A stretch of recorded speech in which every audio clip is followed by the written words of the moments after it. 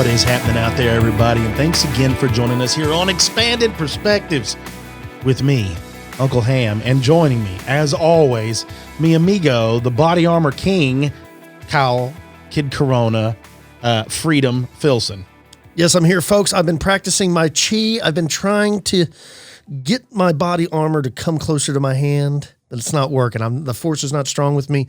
Do you ever watch those guys on YouTube and stuff, that these Tai Chi masters that they make their hands hot? They have all these videos where like their students are trying to hit them and they can't even touch them. Like they're falling over from 10 feet away. Oh, you're talking about McDojo life. Yeah, you know what I'm saying? I love those videos. And then they'll fast forward a couple videos later and it'll have like that guy versus a real MMA fighter. And of course, the dude gets for whatever reason, the chi doesn't work.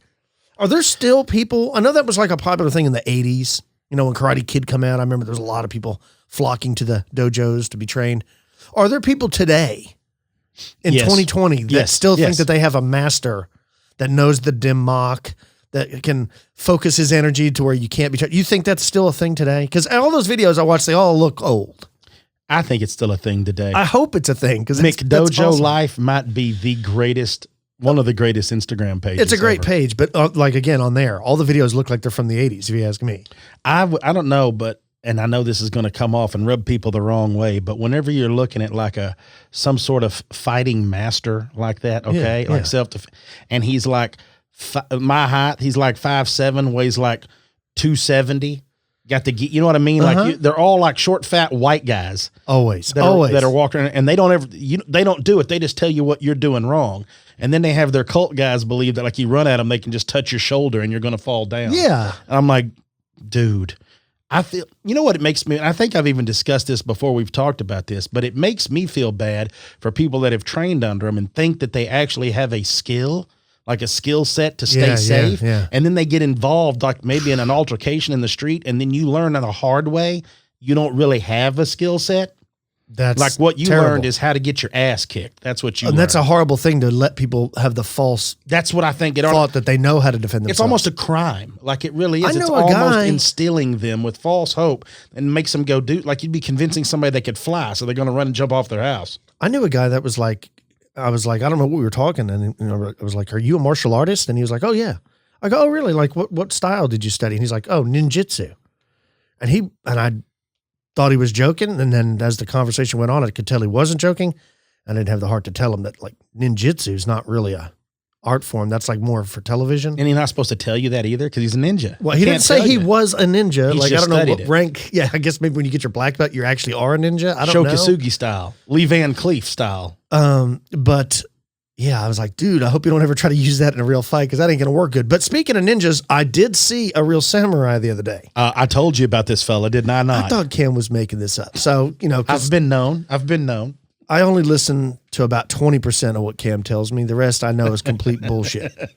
Anyways, he told me about this guy that lives in our small town that walks around in a kimono and carries a samurai sword.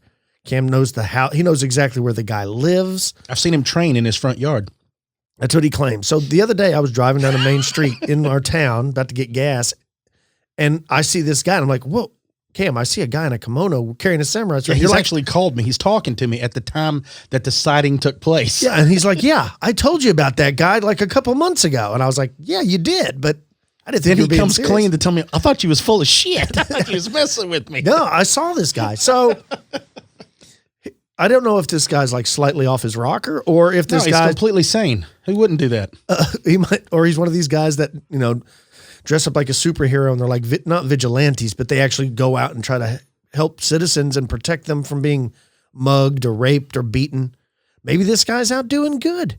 During the coronavirus, he feels compelled to help the city, to walk the streets, even though it was like 11 a.m. with well, he's been up all night with a samurai sword. But dude, this guy looked legit. If I have been by his place, I got to get a photograph. I got to get an interview with this guy. Where he is in the front. He was at the front yard or in the front yard of his house. Practicing on one of those wooden dummies. He actually had the sword out. Oh, geez. And he was practicing with the sword. And then he's got the wooden knockoff, you know, your practice sword. I forgot the technical term. I'm sure I'll get 30 emails on that. Was it kendo or something? Yeah, And so, but anyway, whatever. He's got one of those. So he practiced in the front yard. Like, dude, You saw targets where he was practicing shirkins. I'm sure he's got them in the backyard. I'm sure he does. But I mean, like, and all jokes aside, I kind of pulled over. The dude ain't bad with the sword, man.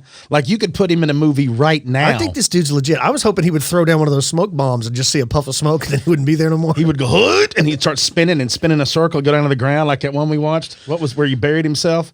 Revenge of the Ninja? Something. I know the actor's name was Sho Kosugi. He's been in all the good ninja movies, but I'm talking about where the one overtakes the girl's body. Remember where they're chasing him across the golf course? Yeah. She's possessed by the evil ninja spirit. Man, I forgot about that movie. That's a great movie. What was the other one? Was it American Ninja, where it was always the white guy? The white guy and the black guy they would go to. First of all, the first American Ninja was was a white dude, but then the other one that you're talking about too was an American Ninja where he was in the military. Remember, he put the bucket on his head, go ahead and hit me, and then he grabbed him. Yeah, that's what I'm thinking of. And they go to like Manuel Noriega's compound, and for whatever reason, there's like a rodeo arena, and there's a real ninja there that's gonna sword fight everybody. It's Sho Kosugi.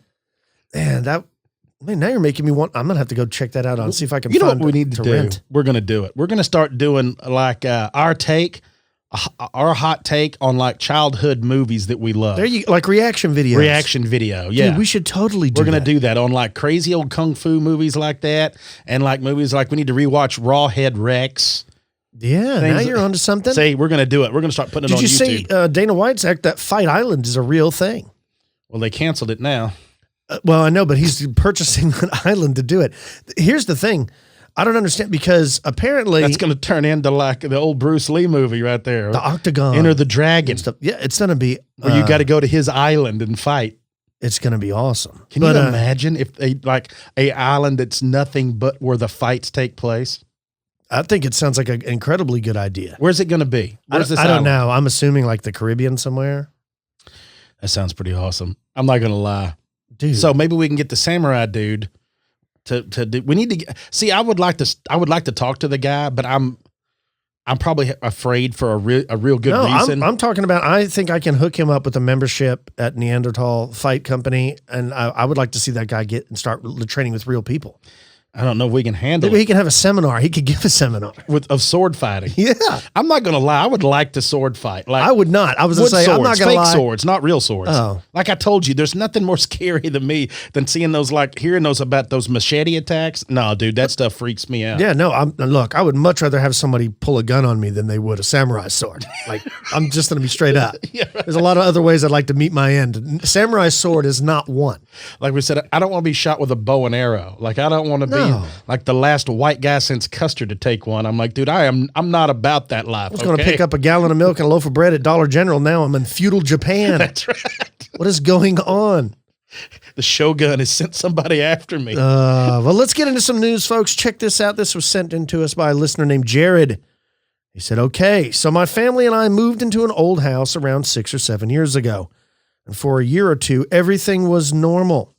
However, when my little brother was born, strange things started happening around the house. I hate it when that happens.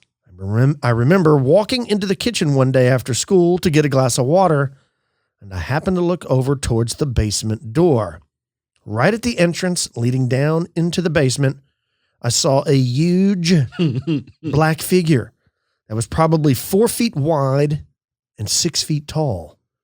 I remember looking at the figure for 30 seconds, and then I looked away to grab my glass of water, almost forgetting that I was still pouring it. And when I went to look back, the figure was gone. Now, later that evening, I told my stepdad about the experience that I had a few hours earlier, and he looked at me with a shocked look on his face, and he said that he saw it too, a couple days ago, early in the morning, standing in the exact same spot. Now, we both still can't explain what it was, and it scares us even to this day, but we haven't seen it since. Thanks for all you do, Jared. So, nope. Right? That's big creepy. Bag of nope. 4 feet wide and 6 feet tall. It's like Brock Lesnar. That's like you saw the shadow of like a sheet of plywood. So the shadow of George the Animal Steel. That's right. I don't know. I mean, it didn't do anything to him, but how frightening. And I like the part where he talked to his stepdad and he was like, yeah, I saw it too. I've got something here that you're going to think is extremely creepy. Okay. That's comes from Native Ghost Stories. And it doesn't say who actually wrote this, but you're going to like this. It says it took place in northern Alabama on April 20th of 2014. Says, I woke up around 3 a.m. and couldn't go back to sleep. So I sat up quietly waiting for my kids to wake up and discover their Easter baskets. Right around 6 a.m., I hear my youngest son squeal in delight. I knew it. I knew he was real. Oh my God, everyone come look. At this time, I've jumped up out of bed and started for his room to see what was going on. When I opened the door, he was looking out of his window towards the woods. So I asked him what the commotion was all about. And he would say that was the Easter bunny, and he was looking in his window. Now, the window in my son's room is 5.5 feet off the ground. And of course, I'm confused. So I asked him to describe exactly what he saw. So he told me he woke up to see a giant black bunny staring at him, and he could see him from the shoulders up. And by my calculations, would make this bunny about 10 feet tall with ears. Now, my son said that when he locked eyes with this bunny and squealed, the bunny turned around and hopped away towards the well house. And that's when I walked into the room. Now, my son isn't one to just make up some kind of crazy story, so I really believe he saw something. But I do not believe that he saw a 10-foot Easter rabbit. So I had to talk to the shaman, and he thinks that my son saw a shapeshifter. Or perhaps, it was something like a Sasquatch or something, and the kid just thought it was a rabbit. Or perhaps it was a giant bunny. It is possible, it being Easter. Happy Easter, folks. But I will say that Luke told me he saw a wereman one time behind our fence. And the boys, remember the boys talking about it? Maybe they really did see it. A wereman, according to them, this is the story they told me, is where like a werewolf is normally a man and he turns into a wolf. This is where it's a wolf. Sometimes it turns into a man. Yeah. They saw one and they heard it growling and howling and everything behind the back fence. So, I don't know. Did the kid really see that? Or was he just overactive imagination? I believe he really If he saw a giant 10-foot tall black rabbit, though, that would be pretty scary. Yeah. Remember the one in the Search for the Holy Grail? Like, look at its teeth. And remember the rabbit was flying around, biting everyone's throat out? Yeah. And what is the other one? Donnie Darko? Yeah. Oh, yeah. Donnie Darko's got the big rabbit in it. Yeah. Mm. What is it about people seeing big rabbits? Like, why is that a thing, right? I don't know. What is it about people seeing flying humanoids? Oh, here we go. Check this out. Now, this is absolutely not going to help anybody listening to this, but if you are interested, I will put links in the show notes. You can go over there and check out these YouTube videos. Now, this first video was sent into MUFON, and it was the report. Cam, get out your pen. I'm ready. It's case number 107093. Now, this report, it says, came in on March 22nd, over Phoenix, Arizona. Now, the witness says, we first noticed it while sitting in our backyard, the black object moving slowly from northeast to southwest, a very strange shape, looking like a figure with wings. My wife commented that it looked like a giant bumblebee. We used binoculars and videotaped it. And we confirmed the odd shape, looking like the object was spinning as it was moving. It was an overcast evening, but the object was very defined and black. The clouds were moving in the opposite direction. No noise could be heard. Moving under the clouds about a mile up, the object looked like a giant transformer. Cam, are you interested in watching this? This sounds insane. Like, look at that thing. Is that incredible? That's not the only one. Apparently, just a couple days later, this happened over Plymouth County in Massachusetts, which it says is it's part of the Boston metropolitan area. These people, too. I got a video here where they filmed a flying humanoid. Now, these people said the object flew parallel to our heads. I would say no further than the length of a football field away from us. I saw it that it was about the size of a helicopter, if not larger, but we couldn't tell what it was. That is why I took my camera out and began filming. By the time I got my phone out, the object had already begun accelerating away from us. While it may appear to be hovering in the video, it is actually traveling forward at a great deal of speed. I could see the shape of the structure clearly and could see the ovular-shaped black orb and what appeared to be a caterpillar-like tail. As I stated, the craft came close enough to us that I could distinguish only two things. One, that there was no visible human navigating this device, and two, that I've never seen anything like this before. No joke. Right? But I mean, joke. I mean, look at this. Look, this is a video of it. Do you see it in the sky up there? See, it looks man-shaped. it's man-shaped, but I like how it's just feet point towards the ground. It's just like it's just standing in the air, aggravated about something. Floating around, flying around, accelerating. Now, the video they provide, you don't really see it doing any of that. But it is man-shaped. Yeah, the first story, the guy said it looks like a transformer. I love, like a bumblebee. Yeah. When he said it looked like a bumblebee, I'm thinking of like an actual bee. That's what I was thinking. I think he's referring to Bumblebee the Transformer. The Transformer, yeah. But I'm thinking the same thing. Like, that's something that would be insane, is if you saw a giant bumblebee. Like, I wonder if there's giant... Like those Japanese hornets or Yeah, whatever? but I'm talking like a 3-footer. Like, you imagine seeing like one that's like a meter-long bumblebee? Dude, I don't think so. But there's been sightings like this over the years. Yes. And I've watched dozens of videos on it. Here's the other one I was telling you about. And it is where it looks like a man-shaped thing, not really moving, but just kind of gliding around. Is this somebody with some kind of crazy suit that takes But they don't stand... Yeah, well, that's the other thing, is it doesn't look like it's flying like Superman flies. It looks like it's gliding around standing upright. I know. Or is it somebody that's created some kind of drone? That thing's got a prop coming out of the top of it like a propeller on a helicopter. The guy flies it around and people take film of it, video it, and it's not a humanoid. It's the size of my body armor drink here. But, it would have to be rather large in order to be able to see it. These people are standing just like in a park. Yeah. Looks like on a soccer field looking up at it. When the guy says he could tell it wasn't human controlled, I'm assuming he means that it didn't look like a person up there. You can't tell me that somebody from the ground can't be controlling that. Oh, you'll never get me to believe that. Of course they could. I've seen what you can do with our drone. Yeah. So of course you could. Yeah. But still, it doesn't explain it. It doesn't. I told you my brother's the world's biggest flying humanoid fan. Yeah, that's true. That's very, very true. He's the one that first turned me on to it. And in Mexico, they call them witches. Yep. Which is odd. That's very, very true, though. I know how much he loves those damn things. Right? What? Go ahead. I've got one story here before we jump off into the little people for the day. And on the Elite Show, I had covered some crazy tales in Kentucky. And this comes from another one. And I remember this coming up, and I believe you and I discussed this a while back, but this is just something quick because of the things that they've seen in Kentucky. This actually took place in Murray, Kentucky several years ago in Callaway County, where a woman reported seeing because now don't forget, we've been talking about dogmen, but then you start talking about, like, remember we talked about coyotes. How come we don't see coyotes or panthers? We see goat men. People talk about seeing goats. This is a pig-like bipedal animal 11 miles from the town of Murray. Folks, this comes from Cryptozoology News, believe it or not. And it says, Kentuckying Patty reports that she was on her way home driving on Highway 94 when she spotted this creature in the plain daylight. She was quoted saying that, "I was in my little red Mercury Bobcat and I saw a tall, slender creature on the side of the road." This encounter took place, if you couldn't tell by the Mercury Bobcat reference, back in 1983.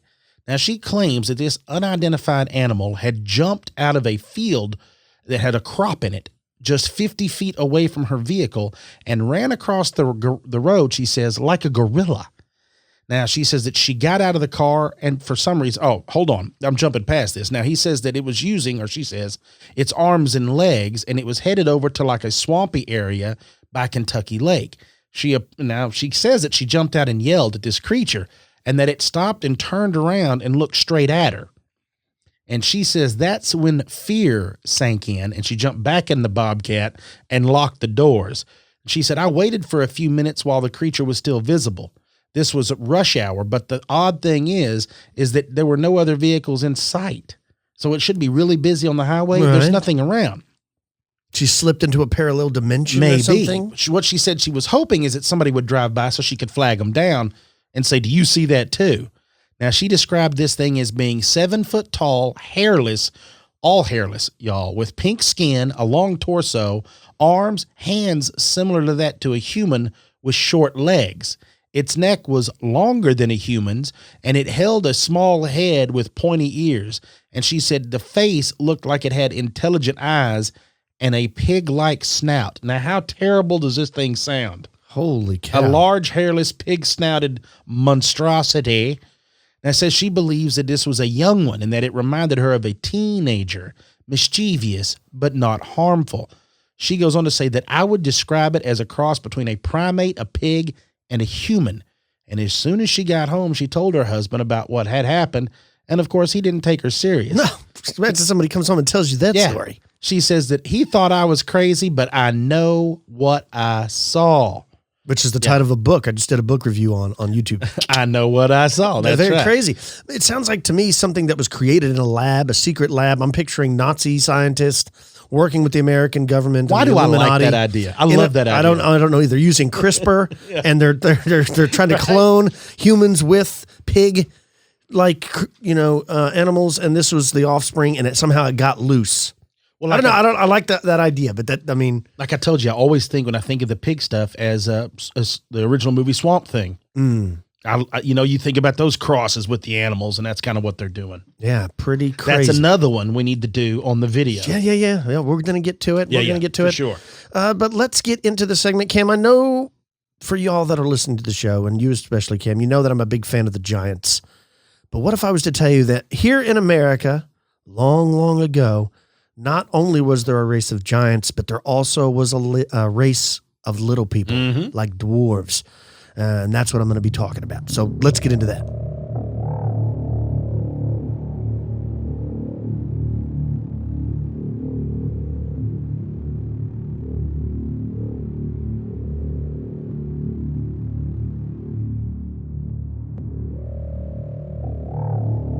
It is a well-known fact that history is always written by the winners.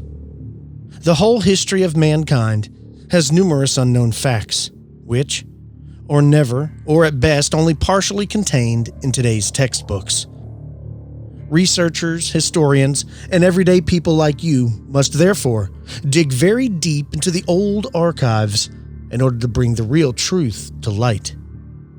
The problem here is that the manipulated and falsified knowledge of history has been so anchored in our understanding of the world that all facts and information that run counter to these simple beliefs, most of which are based on lies, are simply rejected by the masses because they lack the knowledge of what our real history as a species truly is.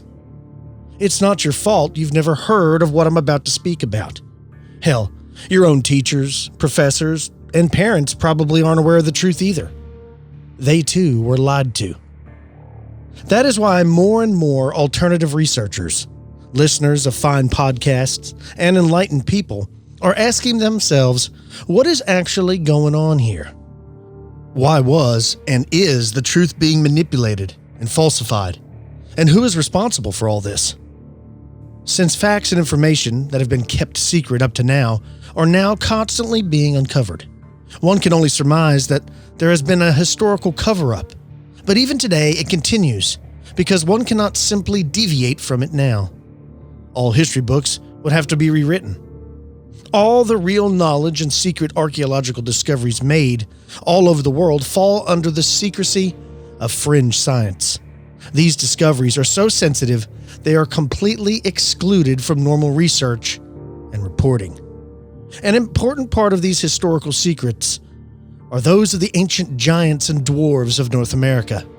If you haven't heard of it, don't be surprised, because the existence of human giants and dwarves in the Earth's past is one of the best-kept secrets in history. Believe it or not, in the time of the first European settlers in North America, thousands of old pyramid-shaped burial mounds were discovered all over the country, and these graves often contain the skeletons of human giants up to 12 feet tall, and also dwarves only 3 feet in height. The reason why it is no longer reported after the 19th century was that these giants and dwarves in no way fit into the pattern of traditional human evolution. Any researcher who nevertheless dared to report on it was discredited or lost his job. The notions of real giants or dwarves did not fit into the image of socially accepted knowledge. Today, there is almost no mention of these giants or dwarves in any textbook throughout the world, but they are still mentioned in numerous ancient writings, and included also in the Bible and the Quran. On today's show, I'm going to be covering the discovery of real dwarves, or pygmies, that once lived in North America. Let's begin. So before I begin, some of you are going to be thinking, Kyle, where in the hell did you find out about all these dwarves? And I've actually been interested in the subject for many years. If you've listened to the show since the beginning, you've known that I've reported on giants in North America more than once. I'm a big fan of Jim Vieira and some other guys as well, Richard Dewhurst, and especially Fritz Zimmerman. He's got a book out called The Encyclopedia of Ancient Giants in North America. And he's done an incredible job of researching the archives to find these sightings. And that's what I'm going to be reading from today. But I'm only going to be focusing on these grave sites of dwarves. And if there is any language that are in these articles that you find offensive, I apologize. I'm reading it as it was written when these articles appeared. And a lot of these are from a long time ago, early in the 19th century. Or I'm sorry, towards the end of the 19th century. So let's get into this first one. This comes from the state of Pennsylvania. Now, this article was printed in the Charlotte Democrat, which is, of course, Charlotte, North Carolina. And this occurred on May 21st, 1896. And the article is titled, A Race of Ancient Pygmies, Remarkable Discovery of More Than 20 Skeletons. It says, Waynesboro, Pennsylvania, on May 14th, Mr. John Lapping plowed up a lot of bones on his farm. 3 miles southeast of here last year, and again this spring. The skeletons were the size of a child. L.W. Sayers, a shoe merchant, advanced a theory that the grave was not that of a child, but contained the remains of one of a race of pygmies. He succeeded in arousing the interest of a Professor Waycroft of Waynesburg College, a Mr. W.L. Allison, a Mr. Edward Stout, Norval Zook, Haynes Reinhardt, a Mr. Thomas Finch, and photographer B.S. Sayers.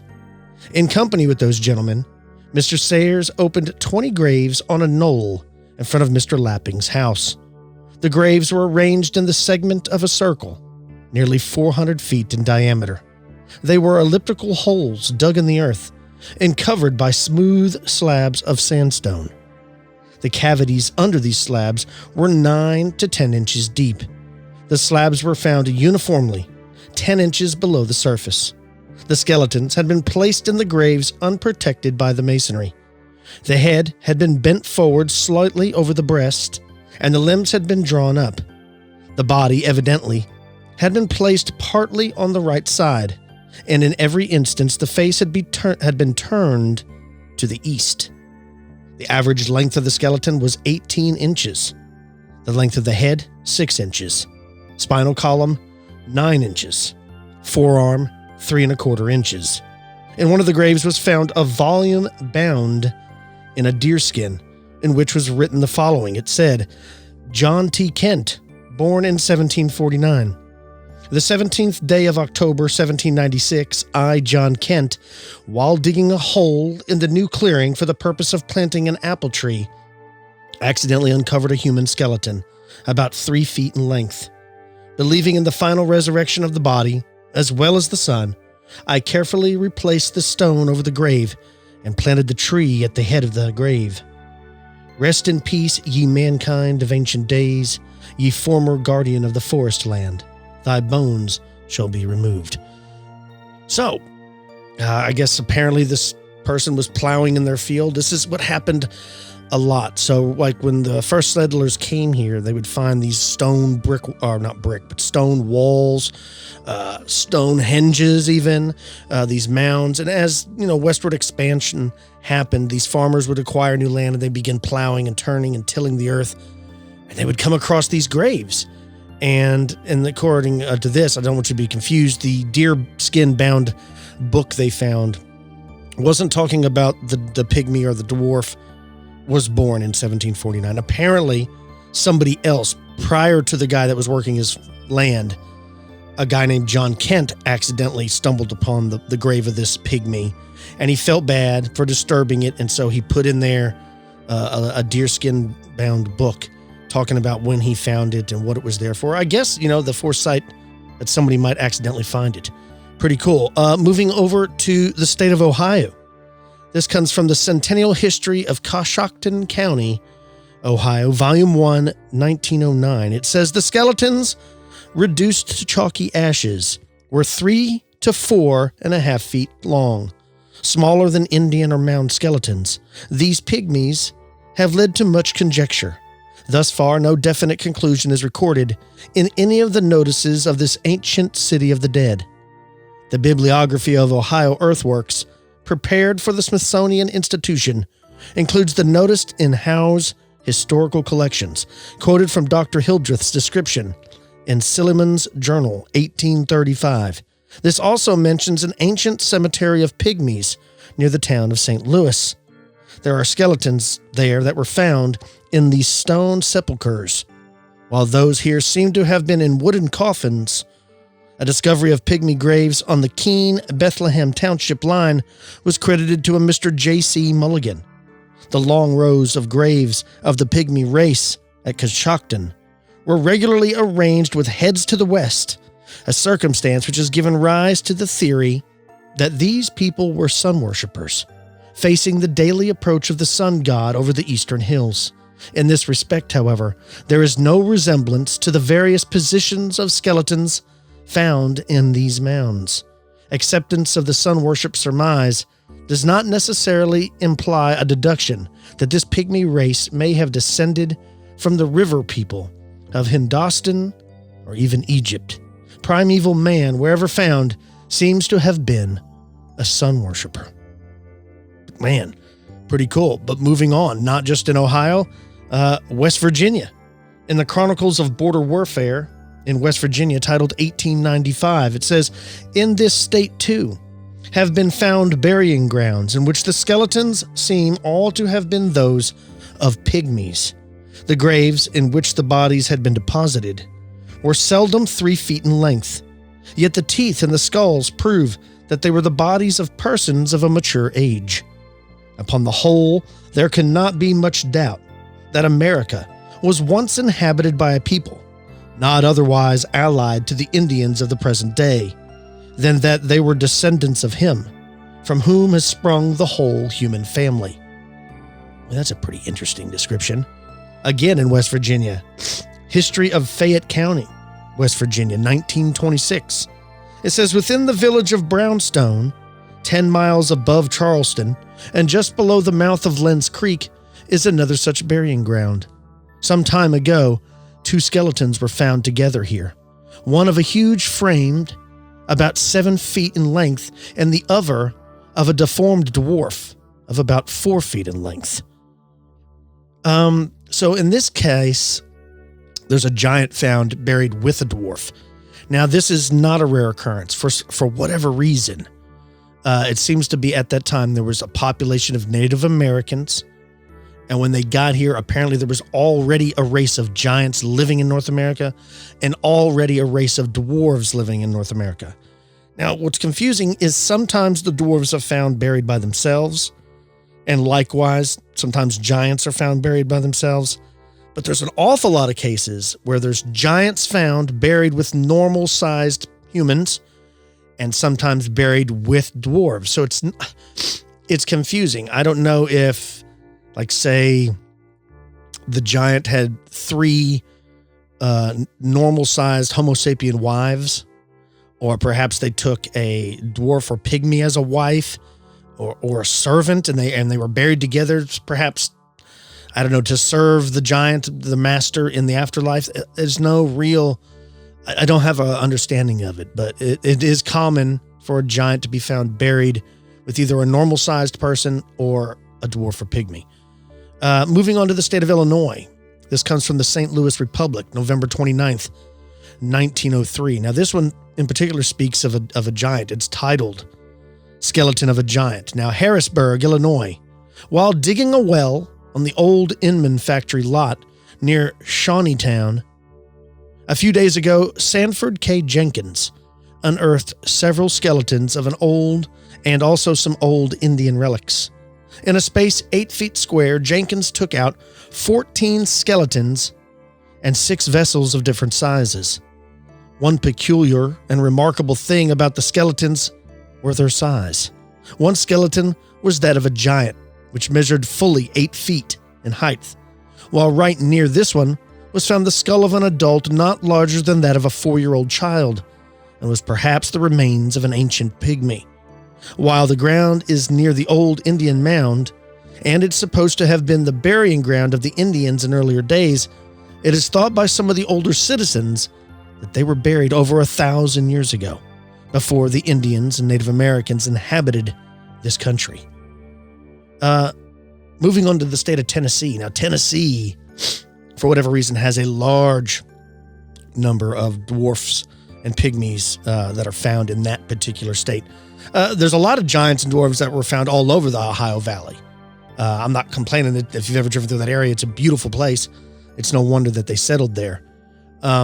And even in Fritz's book, he details almost 1,000 different cases of of giants or pygmies, but they aren't in every state. They're only in 47, which is almost the entire United States. But anyways, to Tennessee, this comes from the Natural and Aboriginal History of Tennessee, published in 1823. It says a small number of skeletons were discovered a few miles from Sparta, Tennessee, in White County, an account of which was given by a Mr. Lane.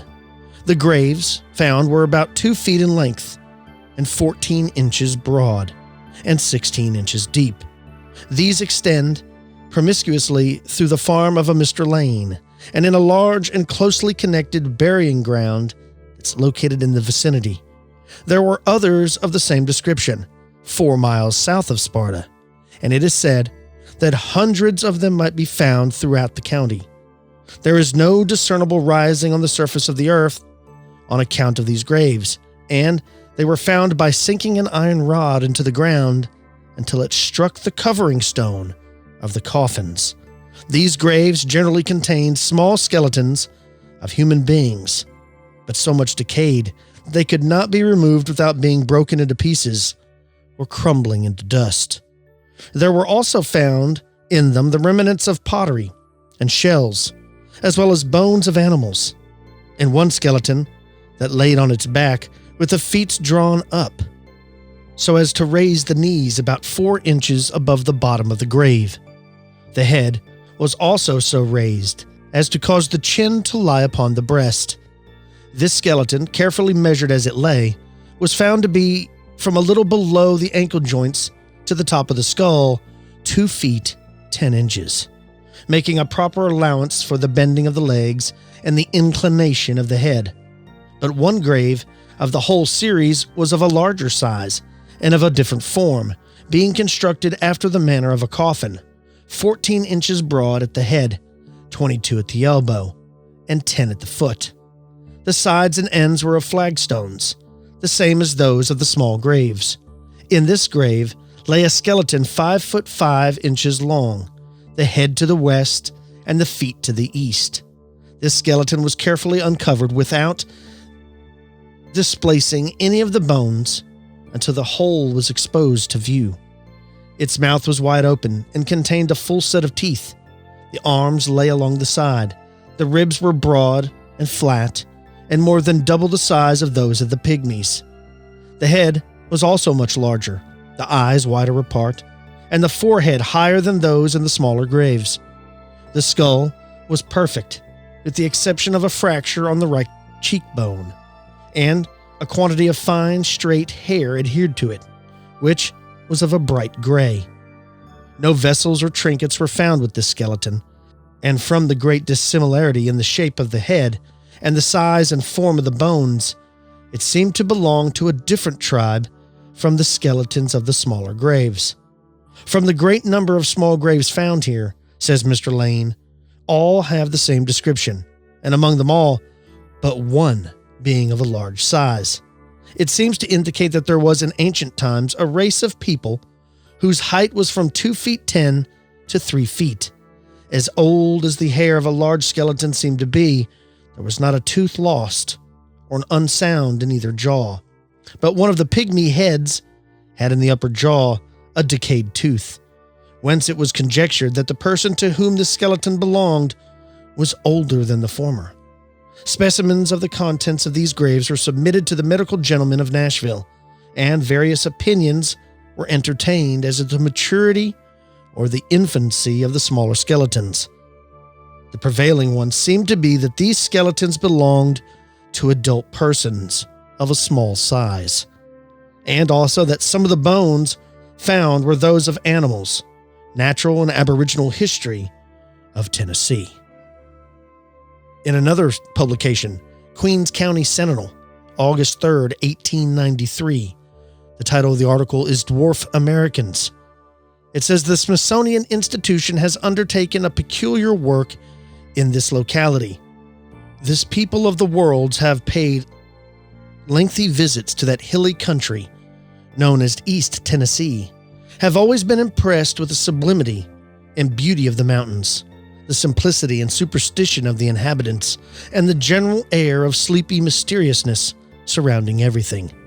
Ask one of these people where they would most expect to find a race of dwarfs or giants, and the reply will be in East Tennessee. And recent developments seem to bear them out. For the last few years, the remains of people less than 3 feet in height have been discovered in this country. On the eastern slope of one of the peaks of the Great Smoky Mountains, where the first rays of the morning sun strike, is an ancient burying ground, and such another burying place could not be found, though the world would be searched. For not one grave is more than 3 feet long. The tombs are 3 feet below the surface and are formed of cement and flat stones, and have defied the ravages of time to cause them to be destroyed. Most of those examined contained a vase and a few beads and human skeletons, which was never more than 36 inches long and was that of a full-grown person. The native have a beautiful legend of the place and say none were interred herewith except for children, while naturalists claimed that the skulls to have reached their full growth. But the most interesting account is that of the red men who held that country when first settled by the whites. They claimed that when they came into that section of the country, it was peopled by a race of small, fierce men with red hair, that these dwarfs waged a long and bloody war with the Indians, but were finally all killed, that this burying ground was used long before they came into the country. Wow, I really like that description. And one thing that stands out to me is the red hair. Because if you know or are familiar with the Lovelock Caves, that's a story where Native Americans actually fought with red-haired giants. So this is red-haired dwarves. Very, very interesting. Moving on to the state of Missouri. The Cook County Herald, October 24th, 1903. The article is titled Prehistoric Cemetery. It says, workmen terracing King Hill, an old landmark of the northwestern Missouri, which is to be converted into a residential suburb of St. Joseph, have unearthed a prehistoric cemetery. The remains of a race of dwarfs, not allied with any tribe known to have inhabited this territory, and unaccounted for by Indian legendary repose on the summit of King Hill. A feature remarkable in and of itself, and especially marked in connection with the dwarfish remnants of a prehistoric man found on the summit, is the discovery of human bones, evidently those of a giant, probably more than 7 feet tall and being big-boned. Low, flat heads with small intelligence and marked animal propensities characterized these people. Heavy jaws and strong, well-preserved teeth carry the records of their lives forward. Brutes, human, but not inhumane. Self-reliant, they are savages of a lower order than are known today. Yet they honored their dead. Shells, such are found on the banks of many inland streams, plentiful on the sandbars of the Missouri, overlooked by King Hill, and the stones of unusual hues, worthless in the commercial marts of today, the playthings of children, were deposited in the graves. Moving on to South Dakota. This comes from the Los Angeles Times, August 4th, 1907. Again, this one's titled Find Prehistoric Graveyard. It says, Okakoma, August 3rd. A remarkable prehistoric burying ground has been cut into by the railroad graders east of Oklahoma, and the remains of what appears to be a pygmy race have been discovered. The old burying ground is now a great deposit of gravel, and it is in this that the bodies are found. In the neighborhood of 50 skeletons have so far been unearthed. These are all of a race of dwarfs, about 4 feet tall, and the physicians have pronounced them the remains of adults, not children. The burials took place with the bodies standing or sitting, not lying down. One of the skeletons is that of a giant, more than 8 feet tall. Near the giant skeleton were found a number of copper implements, as well as several of bone. In one of the graves were 2 copper idols, about 8 inches tall. The University of South Dakota is expected to send an archaeologist to investigate the find. Here's another one. This was published in the South Dakota Country, 1922. It claims, while on their journey up the Missouri, Captains Lewis and Clark, with 10 men, stopped in what is now Clay County, South Dakota, to visit a mound in the midst of a flat prairie. Now, this mound was about 900 feet long, more than 180 feet wide, and 70 feet high, with a top as smooth and as level as the plain from which the mound rose. Now, the Native Americans called this mountain of the Little People, or Little Spirits. The Lewis and Clark Journal says that the Indians believed that this is the abode of evil spirits in human form, about 18 inches high, with a remarkably large heads. They are armed with sharp arrows, with which they are very skillful, and are always on the watch to kill those who have had the hardihood to approach their residence. The tradition is that many have suffered from these little evil spirits, and among others, 3 Maha or Omaha Indians fell to sacrifice to them a few years back. This has inspired all of the neighboring nations with such terror that no consideration could tempt them to visit the hill. We saw none of these wicked little spirits, nor any place for them, except some small holes scattered over the top. So how cool is that, man? Lewis and Clark actually bumped into some Native Americans. They asked them what was going on, and they told them about this race of dwarves or pygmies that were very skillful with bow and arrow. They were tenacious. They were evil. I mean, it sounds like something out of a Tolkien movie. It sounds like something from Lord of the Rings or Game of Thrones. It's cool. Let's move to New Mexico. Check this out. This from the Colonist, Volume 9, October 21st, 1912. It's titled 18-Inch Mummy. It says an ancient mummy 18 inches high in a good state of preservation has been found at the cliff dwellings on the Upper Gila near Silver City, New Mexico. An instruction have been received to forward it to the Smithsonian Institution at Washington. Careful examination confirms the idea of many scientists that the old cliff men were of a dwarf race. The most striking features of their dwellings were very small doorways and extremely low ceilings. This one comes from the Spokane Daily Chronicle, January 9th, 1936. It says, these crumbling ruins of a long perished city, where mummified human forms revealed that 7-foot giants and 3-foot pygmies apparently lived together. And they were found by Paxson C. Hayes, ethnologist, who has spent the last 7 years exploring the upland plains and wastes of northern Mexico. The architecture is of a type never before discovered, resembling that of a cliff dwelling, but with distinct Mongolian features. The strange civilization is believed to antedate that of the Mayans. Hayes plans an expedition for a thorough search of the huge caves in Sonora, 400 miles from Hermosillo City. So, if you're familiar with Mesa Verde in Colorado, where these Anasazi structures are built into the cliff where they were living, it's kind of like this, but in this example, there's giants and pygmies living here. Pretty cool. How about in Arizona? That's right. This comes from a newspaper there in December 31st, 1915, and it's titled Probably an Ancient Cowboy. It says Hans, Augustus, and James Hansen, as well as Leo Ellsworth, returned Monday from White River, where they had been the past 6 weeks hauling wood for the Indian Agency. They report the finding of a skeleton of a horned man. That's right, horned folks. The skeleton was 3 feet tall, with well-defined horns about 2 inches long near the temples. The skeleton was found near the east fork of the White River, close to a large cave. It was a fully developed man and was on exhibition at Whitewater several days before being sent to a museum in Washington City.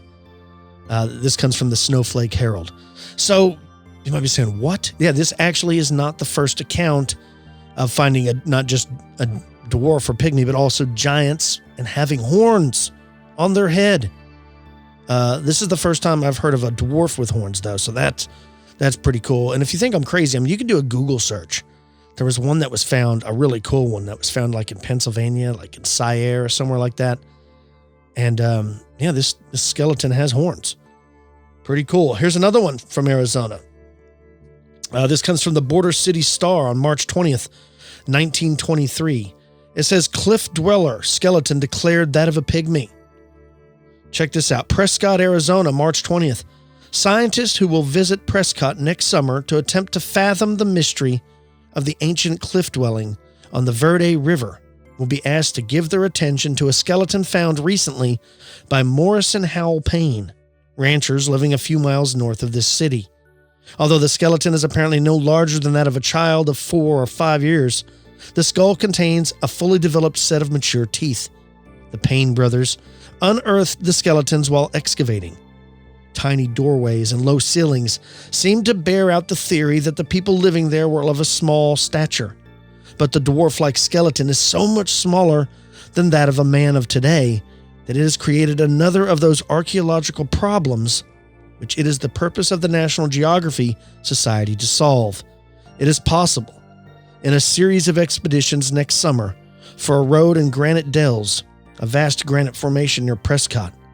Digging carefully, they were able to extradite practically all of the bones without breaking them. The skeleton has excited a lively interest on account of the size and of the maturity of the teeth and of the skull bones, which one physician said showed none of the evidence of immaturity of an infant's cranium, meaning it was an adult. Prints of the hands of the builders of the well-preserved prehistoric dwelling known as Montezuma's Castle are still seen in the mud-like mortar, holding the stones together, and these prints indicate that the dwellers were persons with very small hands. Man, that's so cool, right? And what do you think of that? Not only do they find the bones, not only are they finding the structures, they're even finding small childlike handprints in the mortar that's left over by whatever group of people built this. Very cool. A key role in the cover-up of the North American giants and of the dwarves was played by the American Smithsonian Institution, now headed by the government and military. Now, the institution's archaeologists have removed hundreds, if not thousands, of the giant and dwarf skeletons from these mounds and tombs. I've even heard stories of the Smithsonian actually loading ships full of these ancient bones and dumping all of them into the ocean so that nobody will ever find them. I think it's important to remember that these ancient species created whole cities long before the first Indians appeared in North America.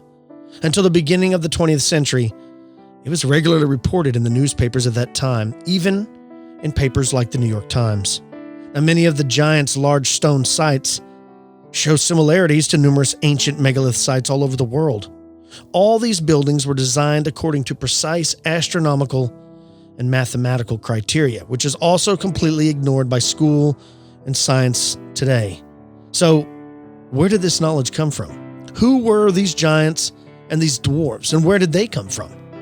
They did not get along with other Native American tribes, and it's told that they were battled with them and eventually were all killed and destroyed. Man, how cool would it be to go back in time, in some sort of time machine and see what it was like to live among real giants and real dwarves.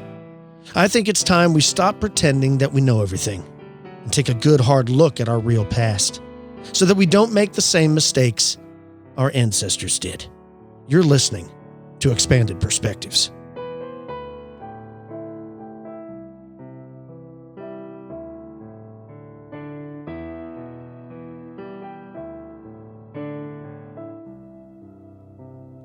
And so I hope you enjoyed that.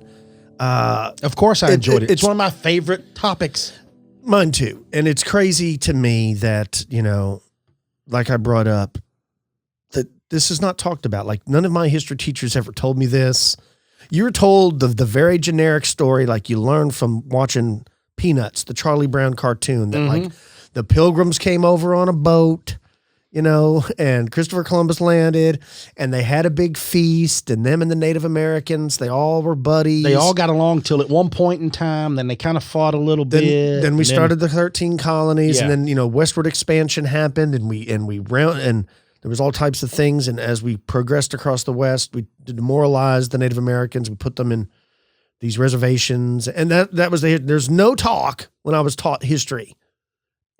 There was no talk that, there was giants living here long ago. Way before Columbus, there was a race of giants here. Yeah, the Bible talks about them. They were persecuted and fled and probably came to the New World long ago. And then, there was also like dwarves living here, pygmies, small people. And the fact that there are giants found buried with dwarves, meaning they were together. No one ever told me that story. Never, not even once. Not one time did I ever think that giants were a real thing. And there's not just like one or two were found. There's hundreds and thousands, not hundreds of thousands, hundreds and thousands of documented reports. Now, if there's that many, how many farmers were plowing their field, found a grave, and just, moved the bones, just never told nobody? Why would you think about else? Yeah, move the bones. Especially back in those days. It wasn't like there was Twitter. It wasn't like I could take a picture and put it out there. You'd have to ride your horse to town, which might be 50 miles away, find a reporter, tell them. I mean, it just seems like a lot of work where, just pitch it over there in the bushes. Let's keep plowing. That's right. I think or they just dug another hole and stuck it in that hole, covered it up, and kept going. Yeah. I mean, not 30 foot tall, not like the giants in Lord of the Rings or not Game of Thrones. I mean, but like 8.5, 9.5 feet. Still, that's crazy. Red hair, black bearded. I mean, I like to picture the idea that Lord of the Rings isn't that far off of what it used to be like. I do too. You know what I mean? Like maybe they were some of these crazy creatures that were still here, just like the dwarves and the elves. And like maybe they were all really here. I would like, and the coming age of man is what drove them away. Not only do I like to believe that was what it looked like, I often fantasize it'd be cool to live in that realm. Oh, of course. That's why I love Dungeons and Dragons. Right? Yeah, we got an email from a guy about that, in fact. Yep. And I emailed him back and told him, what do we need to do to get that started? Yeah. Dude, I'm down. I'm so ready to play. Yeah, so, man, there was actually, and there are, I mean, you go to Africa, the Pygmies, Justin Wren works with them. Mm-hmm. These are real things. So I think that's probably what it was that was over here. When you think it didn't look like a gnome, it didn't look like an elf. Yeah, it was just pygmy, a race. Just a race of small Could have been humanoids. a race of Native Americans that were all pygmies. Absolutely. If it's happening in Africa, you can go there today. Fight for the Forgotten. Mm-hmm. Isn't that the name of the thing that Justin Wren does for the Pygmies? Yes. You can go there today, so why couldn't that same bloodline probably existed over there? Mm-hmm. And along with those lines, there were giants. I mean, it talks about it in the Bible. I know there's lots of stories in the Bible that don't make sense. I'm not saying that, but there are traditions of giants in the folklore and legends and history. In all stories, they've been there forever. But why do you think that that's not taught in school? Like we talked about, no one ever mentioned that. Why is that not taught? Because I think that's a pretty important thing that they're just not mentioning to people. Like, it wasn't just people. There were also giants. There were also short people, dwarfs. Why are they not telling us that? What is the reason that they don't tell us that? That's a good question. We could sit here and speculate all day about why we think, and you can attack the status quo. You could go after it and say, they do it for this reason, or I've read the stories, religious reasons, or because of that, or because of this. But they still doesn't really hold true of why they should hold, especially now. Well, like when they mention religion a lot, but don't you think that would only strengthen Christians' beliefs if they found out that giants were real? Then you'd be like, oh, yeah. David and Goliath. That was a real story. It happened. But it would also open up a can of worms to all of those opposed as well. I guess so. For wanting to know, well, if where did that come from, and what does this change, and where did they go, and how did they die, and why did they die, and then you start going down and you start getting people that they want to worship differently, and things start changing. I understand, but in reality, like you had pointed out, school I always thought was supposed to be a place where you went to learn, and then as you get older, you realize like, no, it's a place they send you to conform. Yeah, that's right. Not to learn, to conform. You learn what on they your want own when you get out of school. You have to learn on your own. Some people do, some people do not. Right. The state picks what they need to be taught, and they're trying to always master the STARS test or whatever. No, you should probably be telling your children what the world really was like. And if you don't know, just say, hey, look, we don't know. And that's what I do with mine. If you're going to really, you want to worship at the foot of something, it should be taking care of yourself and others. And if you like to take care of yourself, and I know y'all do, and you like to be outdoors, and I know most all of you do, then you should have a garden. I agree. And if you want to learn some awesome gardening tips, I know where you're going. Yes. we have some very close friends of ours that we've spoken about on this show multiple times. Mr. Logan Huffman and the Veronicas down in Australia, Lisa and Jessica. They have started not just an Instagram, but a YouTube channel. The YouTube channel is called Planted. And if you want to get all kinds of gardening tips, for those that don't know about Logan, the son of a gun is a gardening savant. I mean, I don't know what. Yeah. The dude is awesome at it. Of course, I know he comes from a long lineage of farmers in his life, like in his history. And you're talking, man. The passion. I mean, not only is he knowledgeable, but you could see it in his emotions. So he didn't just great at it. He didn't just read the back of a package of seeds and then just trying to regurgitate it in front of a camera. So if you want to see some interesting stuff, I urge you all to follow. It's I Am Planted on Instagram, but it's just called Planted on YouTube. Jump on there, check it out. You're going to find all, and it's inspired me, of course, to do more in my garden, because I had a garden like we always talk about a while back, and I've already got mine ready to. I got to plant. I think I'm planting next week. It's inspired me. I've been talking about it because, I don't need to practice archery anymore. I've already got that mastered. Yeah, you've mastered. So now I need to start working on something else. Yeah, I think I'm going to start a little vegetable garden. My wife's thrilled. I mean, she's got a green thumb. We have a million plants on our front porch and all over the house, too. Like, we can't even sit down and eat dinner at the dinner table because it's consumed with succulents and plants. Yeah. So it is very good, very cool. Also, if you want to help out the show, don't forget about our YouTube channel. Yeah, I know you already are listening to this, but if you want to help us out, a good way to go over there is just go to YouTube and subscribe. We're trying to get those numbers up. And thank y'all so much for the reviews you've already started sending in. Yeah. But keep writing them. Keep pounding out more reviews. We're on a push for the 2,000 reviews. I think we're at 1.8. Yeah. So we're pushing for 2,000 reviews. And you can go to our YouTube channel. You can see things that's not here on the podcast. Like we did a live stream. We're releasing book reviews over there. Yep. And then, like you mentioned, I think we're going to start doing some other stuff over there. Yeah, we're going to start dropping some more videos on there. Sounds good, everybody. If you have any stories of your own you'd like to share with me and Cam, don't forget to email the show at expandedperspectives@yahoo.com. You can follow us on all forms of social media. Hope everybody out there has a good Easter and a good work week. Be safe out there. I'm Kyle Filson. He's Cam Hale. Wash y'all's hands, y'all.